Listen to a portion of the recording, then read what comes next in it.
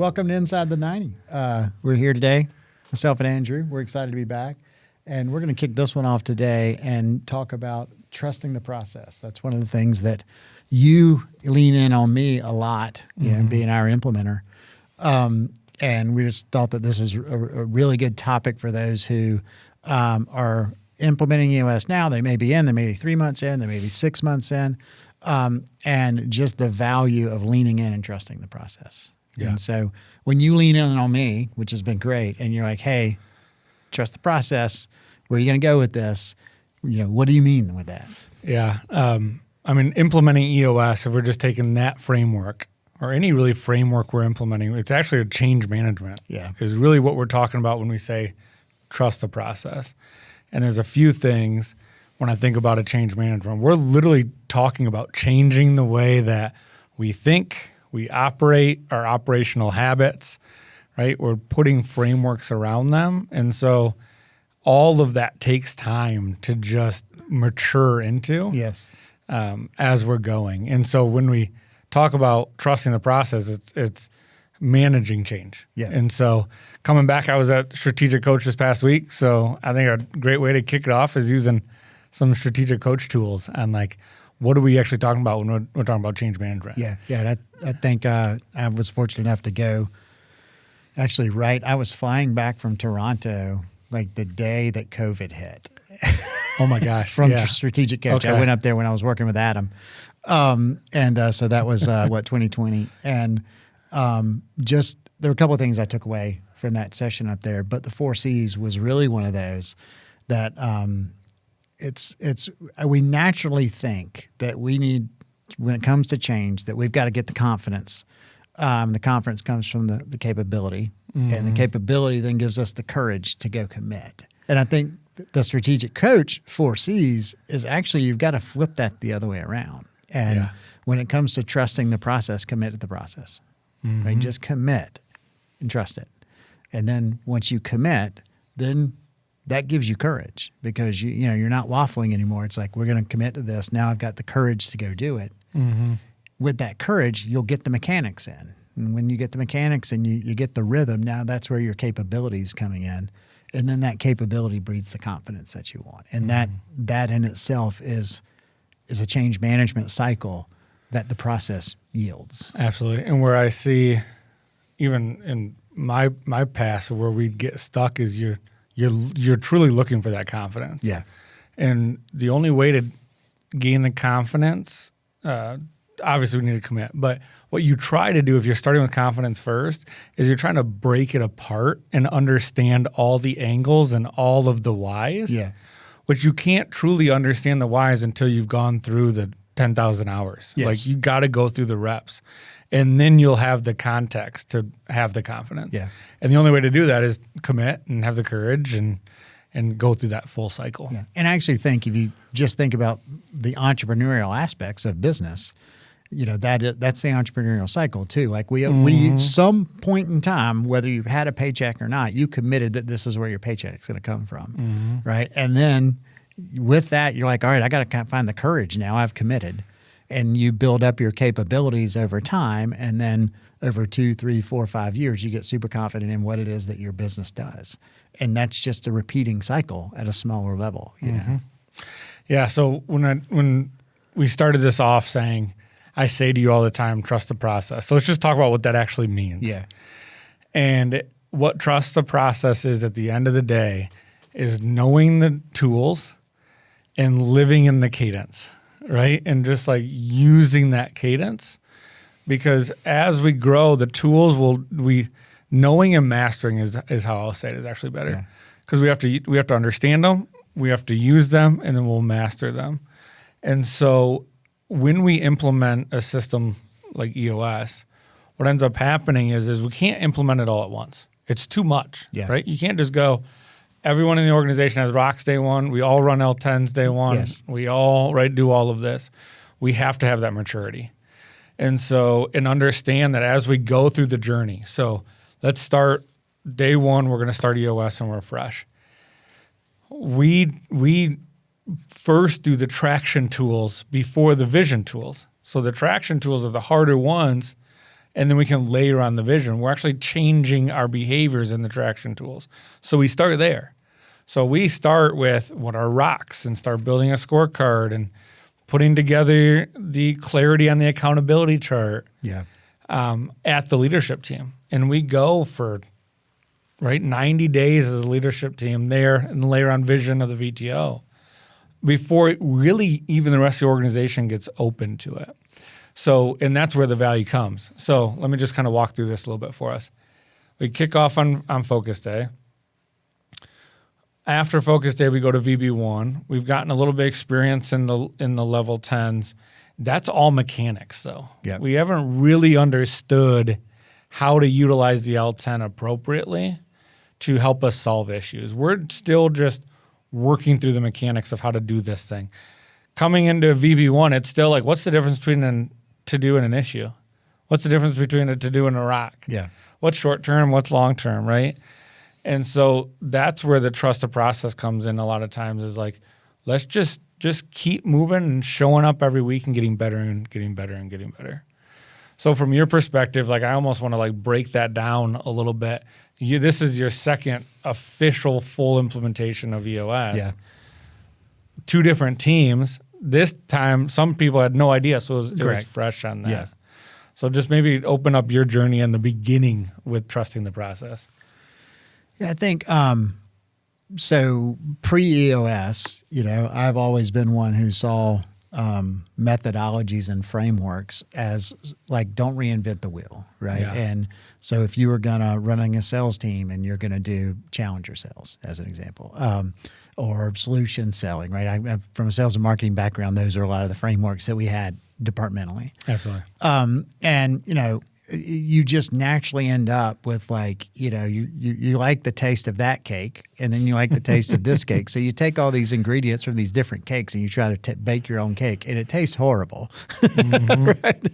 So that's because you didn't trust the recipe that cake was created in. And I think that with a lot of frameworks that are proven that get adoption that people get excited about, it's someone else, lived through the same struggles that you were going through and they, were able to pattern match and see like, hey, we can put some structure to this and it just simplifies things and give people the same language, common goals, like all of that comes with these frameworks. So pre-EOS, I always respected those and was always trying to say to people like, hey, trust the process, just use the tool, live in it, don't change it. Yeah, like be pure to the point that you understand why you're changing something, right? Mm-hmm. So I think I already had that mindset. So when I was introduced to EOS, I was excited because it took just the conflict resolution, issue resolution. It just gave everybody the same language that removed a lot of the subjectivity and personal,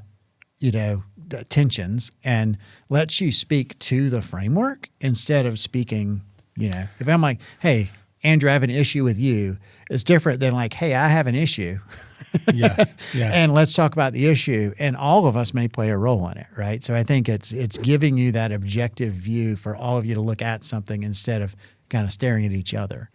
So I think for me, that first time with EOS, that's what I saw. And then once I started on my own again at Wonder and we were rolling it out, really for me, I had experienced the gains of the whole team being bought in, and I knew we would get to that. For me, it was much more about vision and clarity. It was like, all right, this time we're going to point towards a 10-year target, and we're going to get really clear on how we're going, and then we're going to have the opportunity to build the team that's going to get there as we go because we was blank canvas. We weren't. We didn't have a change management strategy. We had a starting from scratch opportunity, and so we just laid the groundwork and.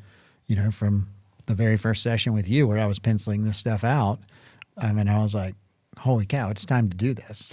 And then that was actually one of your free workshops, right? I was running another business and came just to be a fly on the wall and support you. And you took me and I was like, oh my God, trusting the process led me to actually shut a business down and start another one. Here we go.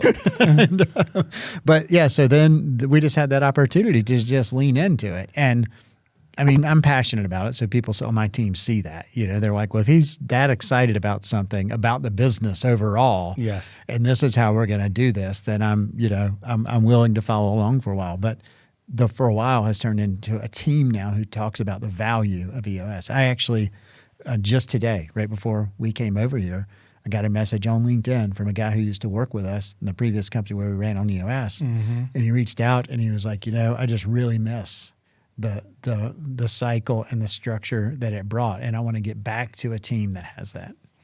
Yeah, it's pretty neat.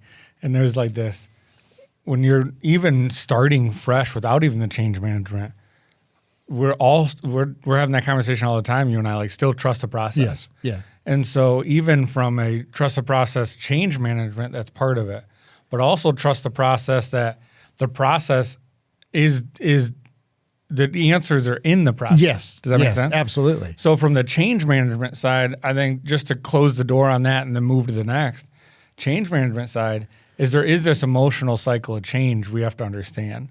So if we're a developed team, we have an organization, and we're trying to implement EOS, that trust the process is really just understanding that we're going to have this commitment. We're going to be excited. There's this spike.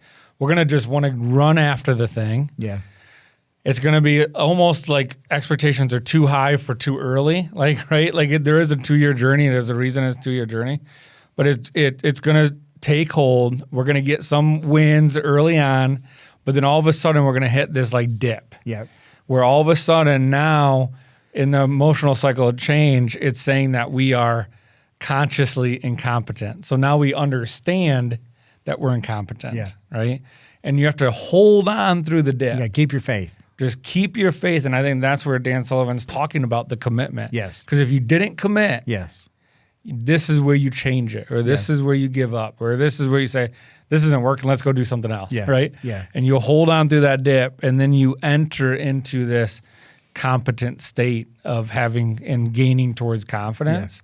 Yeah. And you get to a point where it's actually embedded into the culture and it's embedded into the identity, and it's not this hard, heavy push anymore. Yeah. And it's Jim Collins always talks about it in Good to Great about the flywheel. Yeah. Right. And so, to get that flywheel going, you have to be putting all this energy and pushing hard. And as you push harder, more people jump on and help. And then all of a sudden that flywheel's spinning on its own. Yeah. And that's where we get to that point of the cycle. Then the other half is now trusting the process of actually helping us with our issues as they arise. And I think of that as almost like this two frameworks of one is know the tools, and two is use it within the cadence. Yeah.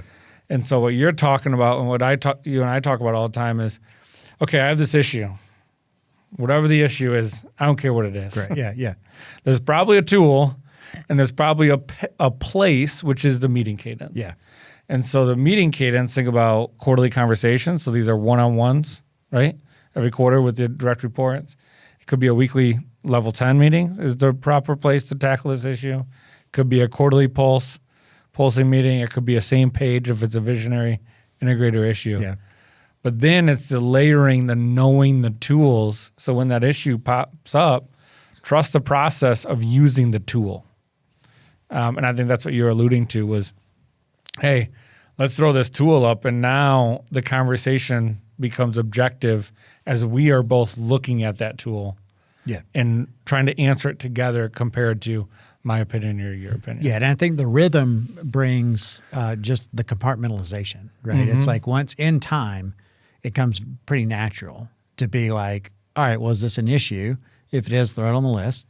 You get to Monday or whenever your L10 is, and it's like, let's prioritize that, see if it's something we need to address now. It's an issue that came up, and we all agree it's not a priority for this quarter, so it goes to the long-term list, right? If it's an issue that comes up that can be solved and just with the logical next step, that's a to-do.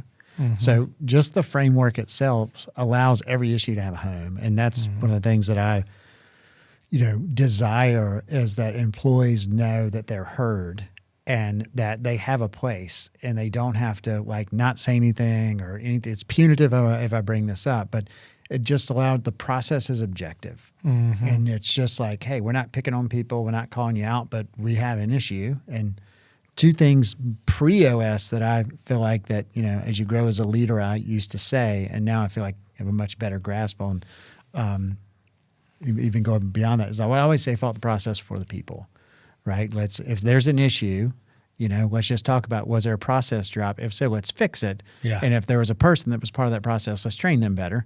But fault the process before the people. And then the other is big change takes about 18 months. Yes. And so what EOS really does is it gives you that objectivity to where you can surface the issues in the process and say, hey, this is an issue. And you can decide, is it a process person? Is it a people issue? If it's people, you have a tool, right? You've got the GWC and different way people analyzer to look at that. If it's process, you've got core processes that says who owns it. There's an LMA who owns that seat. And it's like, all right, Andrew, this is a fix. It's part of your thing. Now you have an issue to resolve or a rock. Like, it just gives you language for all that. And that 18-month cycle, I've always said it takes 6 months to figure out what to do, 6 months to do it, and 6 months to figure out if it worked.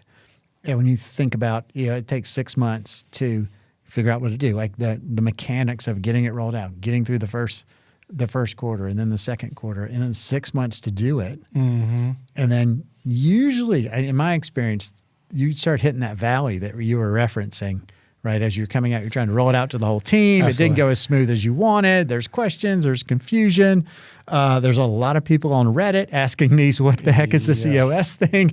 But then you start coming out of that. And I feel like we're the poster child right now. We are 18, 19 months in. We started here and it's like, we have traction. I always say it's that 6 months to 18 months. It's a wide gap, but it's in that period where that valley hits. Yeah.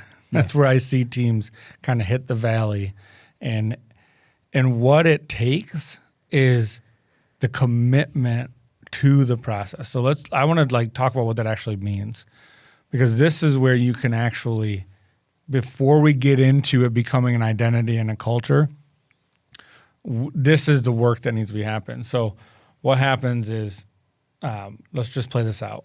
An issue comes up in the organization. There'll be something that you just call me on. Hey, we're dealing with this. What's going on? What's your thoughts or whatever it is? And it's like, okay, first of all, where does that issue belong? Let's compartmentalize where that issue belongs. Does it belong in the same page? Does it belong in the leadership L10? Does it belong in a departmental L10?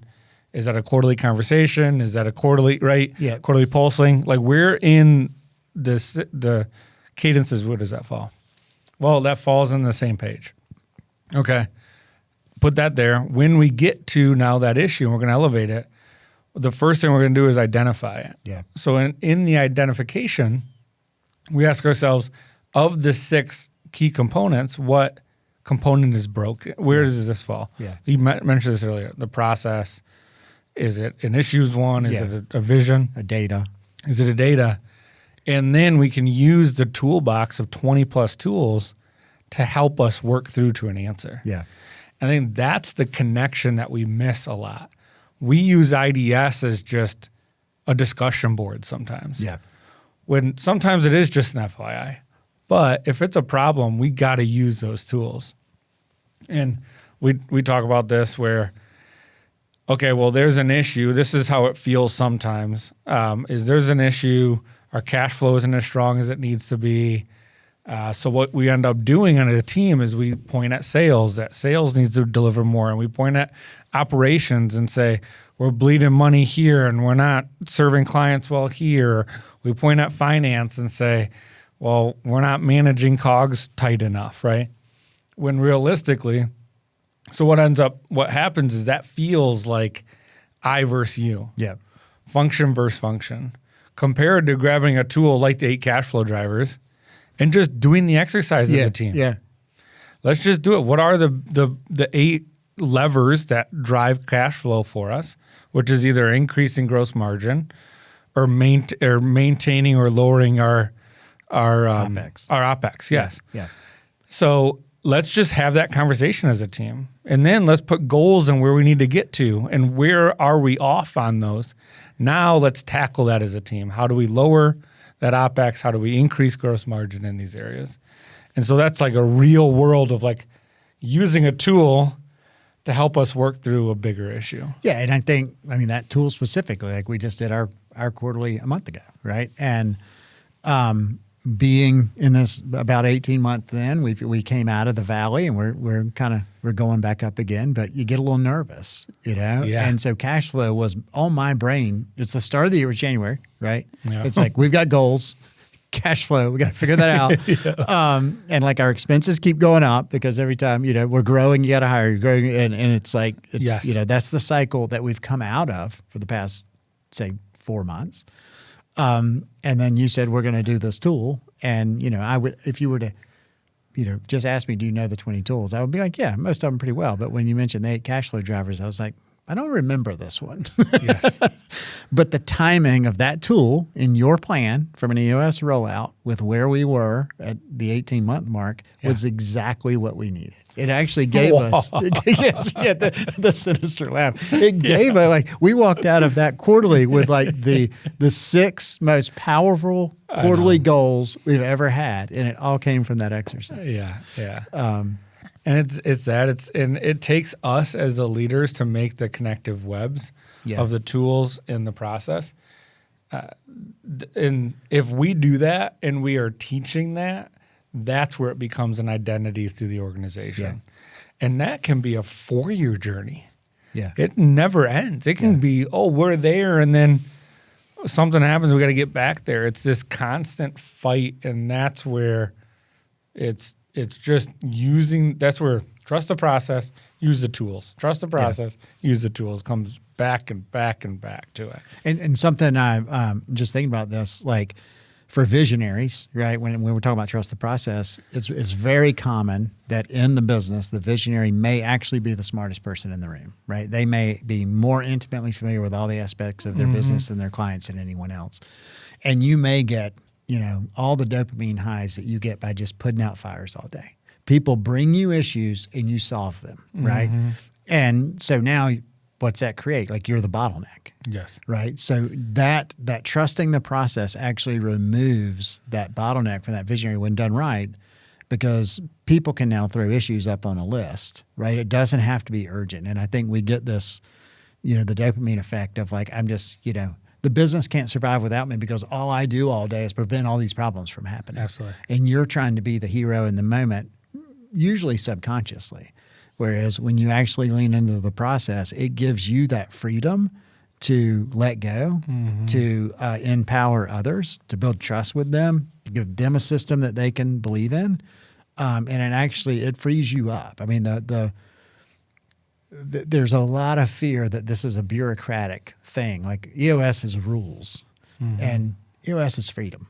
And if you trust the process, it totally brings you the freedom that you've always wanted, because it's not making up issues, right? Your business has all the issues, whether you use EOS or not. Correct. But when you trust the process, now your issues are getting resolved. That is moving you forward and for the betterment of everybody, and everybody feels that momentum. Absolutely. And there's one last piece I want to talk about this before we close out is this idea of trust the process at times.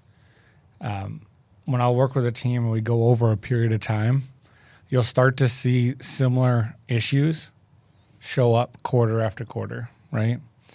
And so what ends up happening is we call those out and bring them to life, and that's where the magic starts to happen, because that is trusting the process. That if we are in a quarterly, 3 quarters in a row, and this one issue continues to show up, all right, when are we going to hit this thing? And when are we actually going to have the difficult conversations, the difficult decision, whatever that takes, and use the tools to help us talk more objectively about it? That is where in the past, that could have sat there for years and never made a decision on. And that's where usually the tipping point becomes, when we make those big decisions. And like that was an example from the 8 cash flow drivers, because what a large issue with cash flow is business development and sales. And our scale right now, I lead that, right? Yes. But I have 2.5 hats, on the org chart. And I remember as everybody's coming up with options, like how do we create more capacity for Jami? One of yours, he was like, well, what if you just do it? like just, can we just make this simple? Yeah, can we just make this simple? Like you do all the other things, just do this one. But then that led to a scorecard metric, which created accountability for me. Yeah. And now I have to have 8 hours of biz dev a week on top of all the other things. And we're 4 weeks into that. And we're seeing the yield of the accountability that gave me and me forcing to be like, I can live in the urgent all day long and at the neglect of the important. And, that's not going to get us where we're going to go. Yes. So you have to carve out that time. And what better way to make it important than give it a weekly scorecard metric? And you almost needed just the permission to do that. Correct. Yes. From your team. Yes. Like, yes. yes, you can just do it. Yeah, I'm not ignoring it because it's one of those things that I dread or don't want to do. Right. It was just that I feel like the team needs me in all these other things. Correct. So, awesome. Well, yeah, that's trust the process. Yeah, right there. I mean, I think it's the emotional cycle of change or managing change. That's a piece of trusting the process. That's earlier on in your journey of implementing EOS. But as you mature, trusting the process is knowing where those issues need to be discussed and solved, and knowing the tools and just trusting that the tools will help you come to clarity. Yeah. You don't have to have the answer before you use the tool. Correct. Use the tool to help you come clear. And I'm going to throw something in here that we haven't discussed. Yeah. And I just realized it's a topic that's never come up on this podcast. We have yet to talk about AI. But I don't know how we have not. I don't know, because that's all we talk about outside. I know. We'll hold vibe coding for another episode. Yeah. But, the thing, so if you're whatever role, if you're visionary, integrator, whatever, and if you want to know the tools, you can literally just create a custom GPT in whatever tool you use and say, like, hey, you're an EOS expert. Here's my issue. What tool do I need to use? Yeah. What exercise should I do? And you'll be amazed at how much clarity you have. Like if you're running on EOS and you have an implementer, you can always lean out to them. But if you're self-implementing, that is a great way to have a conversation with a professional EOS GPT that you create. Well, and it's just going to give you the clarity of what tool to use. Exactly. Like use that no matter what. Yes. And I think if you think about the maturity in it, in the beginning, it takes about 2 years to teach all the tools. Yes. Right? Yes. And so, first of all, you do need to learn the tools. But then once you're in the weeds again, sometimes you're like, what's the tool that I can use to help me work through this? Yeah. Use that all day long. Yeah. Jump to it and say, what tool do I need now? Open your binder up and say, oh, that's the one. Yeah. Okay, I remember this one. Now I can use that tool. Yeah, and I think my closing thought on this is don't get into EOS and say, we're going to do this perfectly. We're not looking for perfect. No. We're looking for perfectible. And over time, the betterment of the team is just living in the tools, and you will get closer to perfect in time. Mm-hmm. But perfect isn't the goal. It's just start doing it and start iterating on it. I love it. All right. As always, Jami, what a great conversation. Likewise. Enjoyed it. All right. Till next time. Peace out.